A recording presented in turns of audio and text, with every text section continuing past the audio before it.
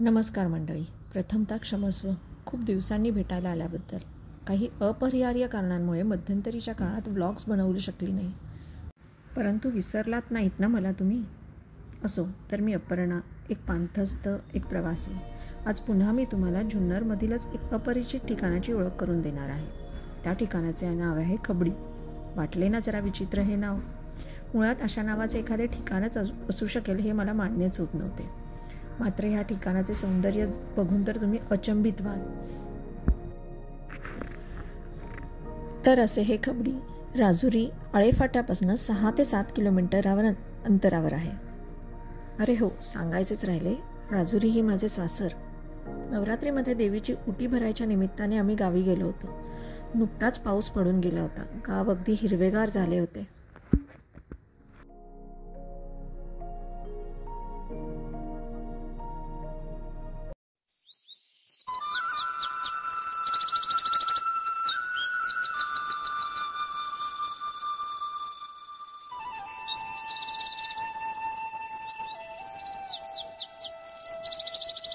आमच्या तुकाईचे मंदिरही खूप सुंदर दिसत होते.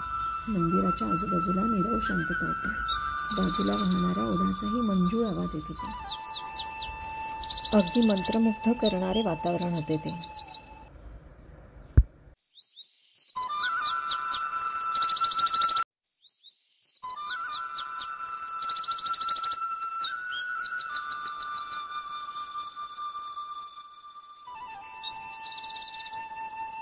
ह्यावेळी आम्ही ठरवले होते की आपल्या गावातील अपरिचित ठिकाणांना भेट द्यायची.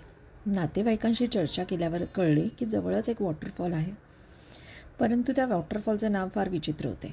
खबडी वॉटरफॉल. ऐकूनच जरा भीती वाटत होती. म्हटलं आता नक्कीच जाऊन बघायला पाहिजे हे ठिकाण. मग काय, नवरोबाला गळ घातली व खबडीकडे मोर्चा वळवला.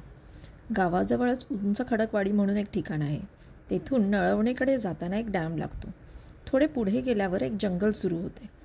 अगदी डोंगराच्या पायथ्यापर्यंत गाडी जाते. पुढे मात्र धबधब्यापर्यंत पायवाट आहे. पायवाट्याच्या बाजूला बांबूचे रान माजले होते. एक छोटासा ओढाही वाहत होता. या पायवाटेने बऱ्याच पुढपर्यंत आम्ही चालत गेलो, परंतु धबधबा काही दिसला नाही.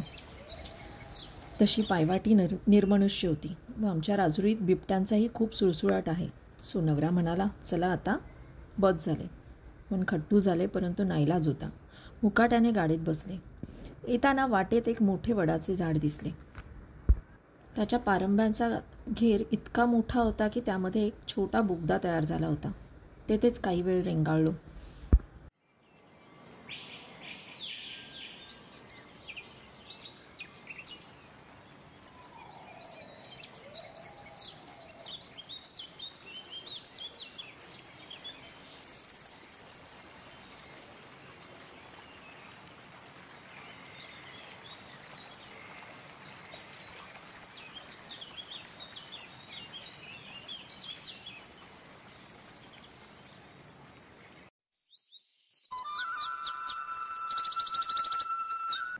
तिथे काही माणसे भेटली.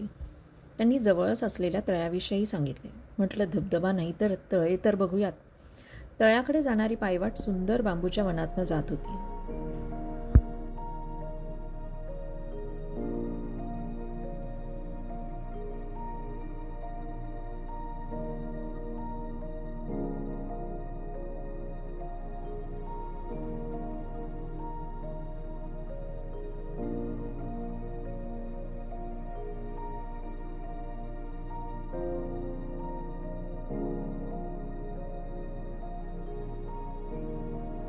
वाटले असेल छोटेसे तळे, पण तिथे पोचल्यावर डोळ्यावर विश्वासच बसत नव्हता.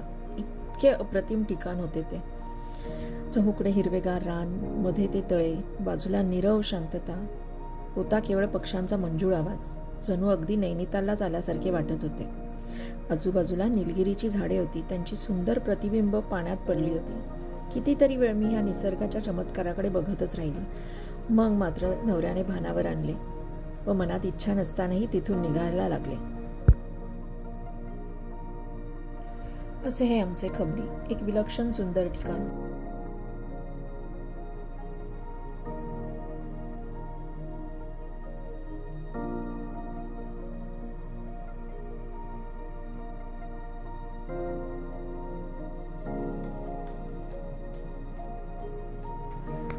जवळच आमचे ग्रामदैवत भैरवनाथाचे मंदिर आहे. नवरात्रीमुळे तेथेही बरेच कार्यक्रम होते. भैरवनाथाचे दर्शन घेतले व आम्ही आमच्या परतीच्या प्रवासाला लागलो. मग कसा वाटला माझा आजचा व्लॉग? आवडला असल्यास नक्की लाईक व सबस्क्राईब करा, कारण तुम्ही दिलेल्या प्रोत्साहनामुळेच मी अशी नवनवीन ठिकाणे शोधून त्यावर व्लॉग्स बनवू शकेन.